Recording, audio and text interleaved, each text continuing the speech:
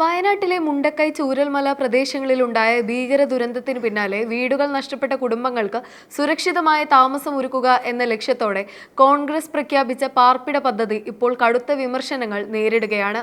പ്രതിപക്ഷ നേതാവ് വി.ഡി. സതീശൻ ഉയർത്തിയ അവകാശവാദങ്ങൾക്കെതിരെയാണ് ഇപ്പോൾ പുതിയ വിവാദങ്ങൾ പുറത്തുവന്നിരിക്കുന്നത്.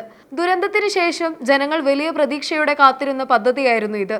പക്ഷേ പുരോഗതി കാണാത്തത് നിരാശയുയർത്തി. ഫെബ്രുവരി 26-ന് വലിയ രാഷ്ട്രീയ പ്രാധാന്യത്തോടെയാണ് പദ്ധതിക്ക് തുടക്കം കുറിച്ചത്. രാഹുൽ ഗാന്ധിയും പ്രിയങ്ക ഗാന്ധിയും ചേർന്ന് കുന്നംപറ്റയിൽ ഭവന പദ്ധതിക്ക് തറക്കല്ലിട്ടു.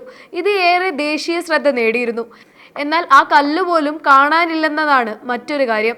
6 മാസത്തിനുള്ളിൽ 100 വീടുകൾ പൂർത്തിയാകും. ആദ്യഘട്ടത്തിൽ 50 വീടുകൾ പണിയും. ഇതായിരുന്നു അന്ന് കോൺഗ്രസ് നേതാക്കൾ നൽകിയ വാഗ്ദാനം. ഇത് ദുരന്തബാധിതർക്കായി വേഗത്തിലുള്ള പുനരധിവാസം ഉറപ്പാക്കുമെന്ന പ്രതീക്ഷ ജനങ്ങളിൽ സൃഷ്ടിച്ചു. വി.ഡി. സതീശൻ പറഞ്ഞതനുസരിച്ച് ലീഗ് വക 100 വീട്, കോൺഗ്രസ് വക 100 വീട്, രാഹുൽ ഗാന്ധി വക 100 വീട്, അപ്പോൾ തന്നെ 300 വീടായി. ഇനിയൊരു 100 വീടല്ലേ എന്നായിരുന്നു. പക്ഷേ 1 മാസം കഴിഞ്ഞിട്ടും സ്ഥലത്ത് യാതൊരു നിർമ്മാണ പ്രവർത്തനവും തുടങ്ങാത്തത് വലിയ ചോദ്യങ്ങൾ ഉയർത്തുന്നു. പ്രതിപക്ഷ നേതാവ് വി.ഡി. സതീശൻ നിർമ്മാണം ആരംഭിച്ചു എന്ന് പറഞ്ഞിട്ടുണ്ടെങ്കിലും സ്ഥല പരിശോധനയിൽ അത് ശരിയല്ലെന്ന് കണ്ടെത്തിയിട്ടുണ്ട്. ഭൂമി ശുചീകരിക്കുകയും സമതലപ്പെടുത്തുകയും ചെയ്തതൊഴിച്ചാൽ മറ്റൊരു പ്രവർത്തനവും നടന്നിട്ടില്ല. ഇതേ തുടർന്ന് ഒരു പ്രധാന പ്രശ്നം കൂടി ഉയർന്നു വന്നു. മേപ്പാടി പഞ്ചായത്ത് അധികൃതർ പറയുന്നതനുസരിച്ച് നിർമ്മാണ അനുമതി തേടി അപേക്ഷ പോലും ഇതുവരെ നേടിയിട്ടില്ല.